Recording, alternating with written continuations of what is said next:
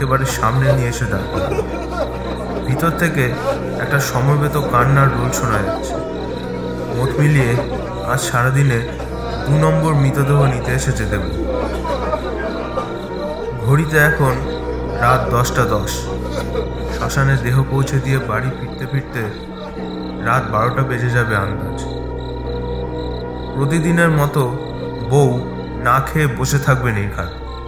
কতবার দেবু বউকে বলেছে সময় মতো খেয়ে নিয়ে তার খাবারটা ঢাকা দিয়ে রাখতে, কিন্তু দেবুর বউ পায়েল সেই একইভাবে চেয়ে থাকে রাস্তার দিকে, যে কখন দেবু বাড়িতে পৌঁছাবে আর তারপর পায়েল তার স্নানের জল গরম করে দেবে।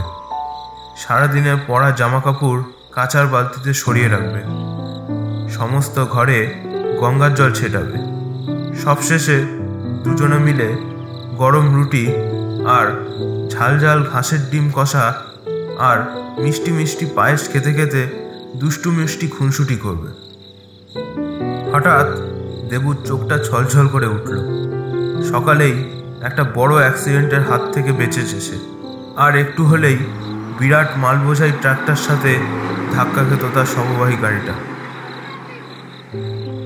কপাল জোরেই এই যাত্রায় পার পেয়ে গেল সে। তার যদি কিছু হয়ে যায় বেচারা বউটা খুব মুশকিলে পড়ে যাবে তাহলে।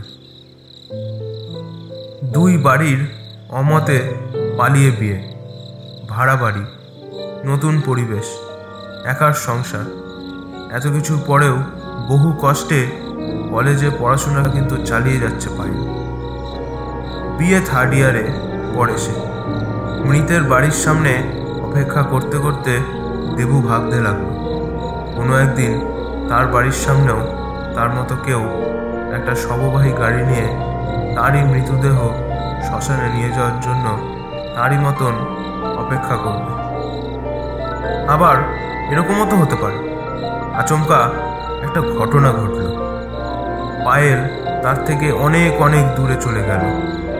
তখন সে নিজেই ওই শববাহী গাড়িটা করে তার নিজের বাড়ি থেকে পায়েলের মৃতদেহ নিয়ে শ্মশানের উদ্দেশ্যে যাত্রা করবে হয়তো। জীবন বড়ই আকস্মিক। রোজ সন্ধেবেলায় ক্লাস 5-এর 3টে বাচ্চাকে টিউশন পড়ায় পায়েল। সেটা দিয়ে তার নিজের পড়ার খরচটা নিজেই কোনো মতে সামাল দেয় সে। আর দেবুর ইনকাম তো নির্ভর করে মানুষজনের মারা যাওয়ার উপর। পৌরসভা থেকে এখনও তাকে পার্মানেন্ট করেনি। এর সাথে অবশ্য বাড়ির দালালিও আছে, তবে পুরোটাই ভাগ্যের ব্যাপার। এমন দিনও গেছে যে পরপর 10 দিন হয়ে গেছে, কিন্তু কাছে পিঠের এরিয়ায় একটা মানুষও মরে। এরম দিনগুলিতে তখন গভীর রাতে এই ছোট্ট মফস্বলে বেরিয়ে পড়ে বয়স্ক অসুস্থ, তাদের বাঁচার সম্ভাবনা খুবই কম, মানে একাকী, কোনো বুড়ো বুড়ির খোঁজে। একবার শিকারের খোঁজ মিললেই দেবু চুপি চুপি ঘরে ঢুকে নিজের ধারালো দাঁত দুটো তার শিকারের ঘাড়ে বসিয়ে দেয়। তারপর ধীরে ধীরে তার সমস্ত রক্ত শুষে নিয়ে দেহটাকে রক্ত শূন্য করার পালা। শিকার ঘুমের মধ্যে বুঝতেও পারে না কখন সে মৃত্যুর কোলে ঢলে পড়েছে। হঠাৎ বাড়ির লোকের ডাকাডাকিতে দেবুর স্তম্ভিত ফিরে পেল। ঘর থেকে একটা ডেড বডি আনতে স্ট্রেচার বার করা হবে।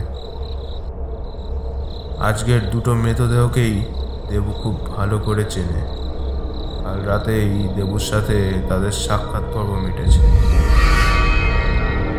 আসলে গত পরশুই দেবুর স্ত্রী পায়েল তাকে একটা খুশির খবর দিয়েছে। এখন দেবুর খাদে অনেক দায়িত্ব। সামনের মাসগুলোতে পায়েলকে ফল, দুধ, ছানা, মাছ এসব খাওয়াতে হবে তো। দোকান বাজারে এখন মেলা খরচ। দেবুকে তাই এই দেহটাকে শ্মশানে পৌঁছে দিয়েই কালকের জন্য নতুন শিকারের খোঁজে বের হতে হবে দ্রুত। পায়েল তার জন্য না খেয়ে বসে আছে। এই সময় শরীরের পক্ষে যা একদমই ভালো নয়।